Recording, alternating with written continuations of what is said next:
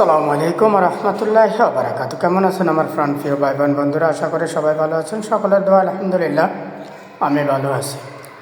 তো বাংলাদেশের সকল 18 কোটি মানুষের পক্ষ থেকে আমি বাংলাদেশ সরকারের কাছে দরজাবি জানাচ্ছি যে আমাদের রাষ্ট্রপতিকে অপসারণ করা সেটা শুধু নয়, তার সাথে আমাদের বাংলাদেশের সেনাপ্রধান ওয়াকারুজ্জামানকে অপসারণ করতে হবে এবং কি অপসারণ করে ওনাকে সেনাপ্রধান থেকে সরিয়ে ফেলতে হবে। কারণ রাষ্ট্রপতি যেমন শাহাবুদ্দিন চুপ্পু দিল্লির নিয়োগপ্রাপ্ত, তেমনি আমাদের সেনাপ্রধানও দিল্লির নিয়োগপ্রাপ্ত ওয়াকারুজ্জামান।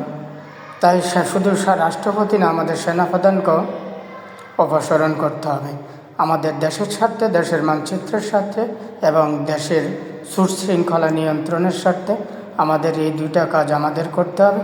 সকল 18 কোটি মানুষের পক্ষ থেকে আমি সরকারের কাছে দাবি জানাচ্ছি। তো ধন্যবাদ, সবাই ভালো থাকবেন, সুস্থ থাকবেন। আল্লাহ হাফেজ।